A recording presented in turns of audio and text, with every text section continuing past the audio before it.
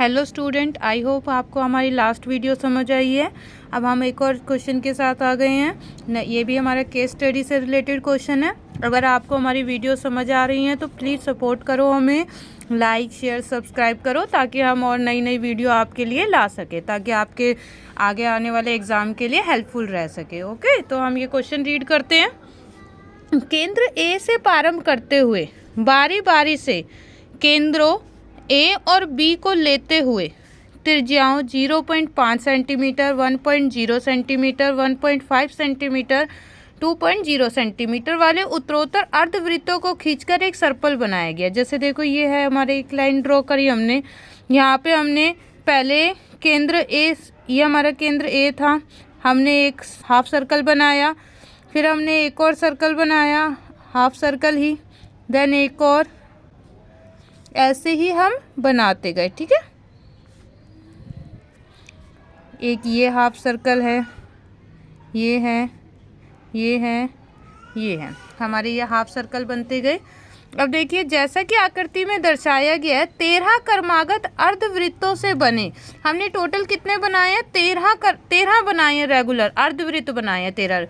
इस सर्कल की कुल लंबाई ज्ञात करनी है। जब भी हमें कुल लंबाई ज्ञात करनी है, ठीक है, इन 13 अर्धवृत्त जो बने हमारे, इनकी कुल लंबाई ज्ञात करनी है। देखो, जब भी हमें किसी चीज़ की अब कुल लंबाई ज्ञात करनी है तो इससे आपको पता चल रहा है कि इसमें एसएन का फॉर्मूला पुट हो रहा है। ओके, एसएन का फॉर्मूला मैंने लास्ट वीडियो में बताया था। अगर किसी ने लास्ट वीडियो नहीं देखी है तो एक बार जरूर जाकर देखिए। देखिए, हमें एक रेक्टेंगल गिवन है, सपोज दैट आयत। अगर मुझे पता करना है कि इस आयत को बनाने में मैंने कितनी टेप का यूज़ करा है, तो मैं देखो, यहाँ पर मैंने टेप लगाई होगी, यहाँ पर लगाई होगी, यहाँ पर और यहाँ पर, तो ये सारा आउटर पार्ट हो गया। जब भी मुझे ये आउटर पार्ट की मेजरमेंट करनी है तो मैं किस चीज़ का फॉर्मूला लगाऊंगी? परिमाप का। चाहे वो आपका आयत है, वर्ग है, वृत्त है, कुछ भी है, अगर आपको आउटर पार्ट का मेजरमेंट करना है तो आप किसका फॉर्मूला लगाओगे? परिमाप का। ऐसे ही अब एक वृत्त गिवन है मुझे, सो सपोज दैट इस वृत्त को बनाने में मैंने कितनी रस्सी का यूज़ करा है, तो मेरी रस्सी जो है यहाँ पर लगेगी, इधर के पार्ट से मेरा कोई मतलब नहीं है। तो मुझे कितनी रस्सी का यूज़ करना है, तो इसमें ही मैं परिमाप का फॉर्मूला लगाऊंगी। और वृत्त का परिमाप जो होता है उसे हम बोलते हैं परिधि, सर्क्यूम्फेरेंस। वृत्त के परिमाप का फॉर्मूला है, वृत्त की परिधि होती है 2 पाई आर। क्या होती है वृत्त की परिधि? 2 पाई आर। आर आप सभी को पता है रेडियस होती है। एक वृत्त के अंदर जो केंद्र से होकर वृत्त के अंदर डाली जाती है वो हमारी सारी रेडियस होती है, त्रिज्या। ठीक है, और सभी त्रिज्या बराबर होती है, एक वृत्त की सारी त्रिज्या बराबर होंगी। अब मुझे क्या गिवन है? मुझे तो अर्धवृत्त गिवन है, तो अर्धवृत्त का परिमाप चाहिए मुझे, तो अर्धवृत्त की परिधि का फॉर्मूला हम निकाल लेते हैं। देखो, किसी का भी आधा करना होता है हमें तो हम 2 से डिवाइड कर देते हैं। तो 2 से इसको, वृत्त की परिधि को मैंने 2 से डिवाइड किया तो ये किसकी परिधि आ गई? अर्धवृत्त की परिधि आ गई। कितनी? पाई आर। अब देखोगे आपको यहाँ पे क्या त्रिज्याएं दे रखी हैं। पहली त्रिज्या कितनी दे रखी है, उसे हम R1 मान लेते हैं, 0.5 सेंटीमीटर।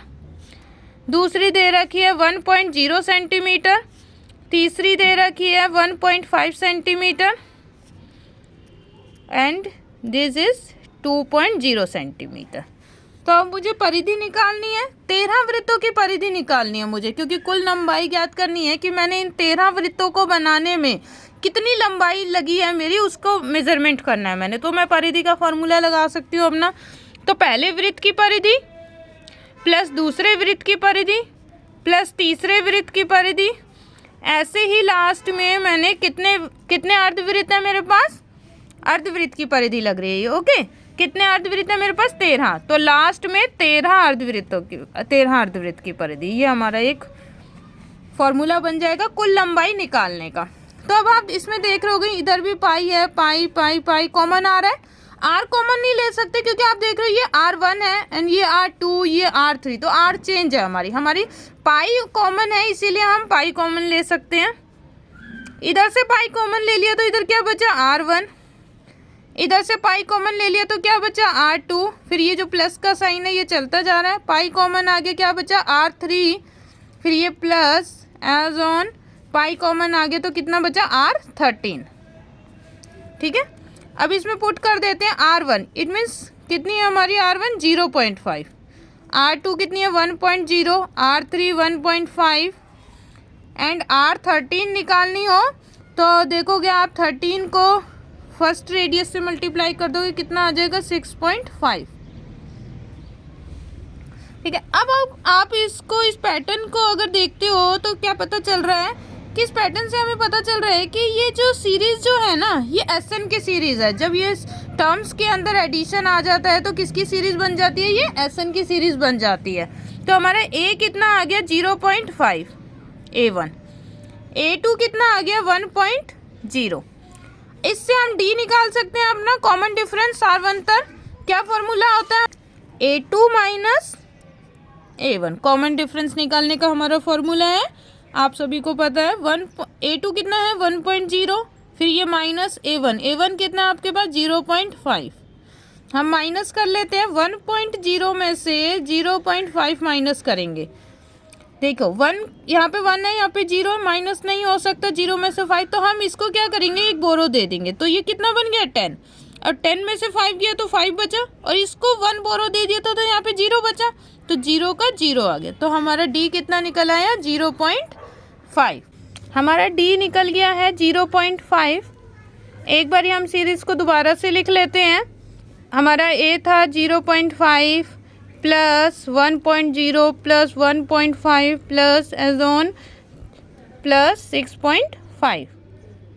तो पाई तो हमारा सेम रहेगा, और इस पैटर्न से पता चल रहा है ये SN है, तो SN का फॉर्मूला लग जाएगा हमारा। तो पाई, अब SN का फॉर्मूला पुट कर देते हैं n/2 2a plus n-1 D, big bracket है ये। ठीक है, तो पाई सेम रहा। n हमें कितने अर्धवृत्तों का निकालनी थी लंबाई 13, तो n की वैल्यू कितनी आ गई हमारे पास 13/2, फिर ब्रैकेट 2 बीच में कोई साइन नहीं है तो मल्टीप्लाई a की वैल्यू कितनी है आपके पास 0.5, फिर ये प्लस ब्रैकेट n कितना है 13 -1 D की वैल्यू हमने निकाली थी 0.5, तो D की वैल्यू पुट कर देते हैं 0.5। पाई एज इट इज रहा, ये सॉल्व हो नहीं सकता क्योंकि 2 के टेबल में 13 नहीं आता, तो ये सेम रहा। अब 2 को 0.5 से मल्टीप्लाई कर लेते हैं, या फिर 0.5 को 2 से, किसी को भी कर सकते हो। 2 5 या 10, 0 आया, 1 ऊपर कैरी हुआ। 2 को 0 से किया तो 0, 0 में 1 प्लस कर देंगे तो 1 हुआ, तो कितना आ गया हमारा 1 ही आ गया आंसर। प्लस 13 में से 1 जाएगा तो 12 बचेगा, मल्टीप्लाई में 0.5। अब देखिए कुछ बच्चे क्या करते हैं, पहले 1 को 12 में प्लस कर लेते हैं देन मल्टीप्लाई कर लेते हैं, तो ऐसा नहीं है। हमारा इससे पता चल रहा है इसमें हमारा बोर्ड मास का फॉर्मूले का यूज़ होएगा। बोर्ड मास का फॉर्मूला क्या कहता है, सबसे पहले ब्रैकेट को सॉल्व करो, फिर ऑफ को सॉल्व करो, देन डिवाइड को सॉल्व करो, फिर मल्टीप्लाई को करो। M से हमारा मल्टीप्लाई होता है, A से एडिशन, S से सब्ट्रैक्शन। तो आप इसको देखोगे, सबसे पहले एडिशन से पहले क्या आ रहा है मल्टीप्लाई, तो हमें क्या करना पड़ेगा मल्टीप्लाई करना पड़ेगा पहले। 1 प्लस 12 को 0.5 से मल्टीप्लाई कर लेते हैं, 12 मल्टीप्लाई 0.5, 5 2 जा 10, 0 आया, 1 ऊपर कैरी हुआ, 5 1 जा 5, 5 में 1 प्लस किया तो कितना आ गया 6, फिर क्रॉस 0 को 2 से मल्टीप्लाई किया 0, 0 को 1 से मल्टीप्लाई किया 0, 6 और 0 6 एंड 0। देखोगे आप इसमें कितने अक्षर के बाद पॉइंट है, 1 डिजिट के बाद पॉइंट है, तो 1 डिजिट के बाद पॉइंट लगेगा, तो कितना आ गया 6 आ गया, क्योंकि 0 के आगे कोई वैल्यू नहीं होती। 13/2 सेम रहा, 6 और 1 कितना हो गया 7। ये कटता नहीं है इससे, तो 13 को 7 से मल्टीप्लाई कर देंगे, कितना आ गया 91, और ये 2 में था तो 2 में आ गया।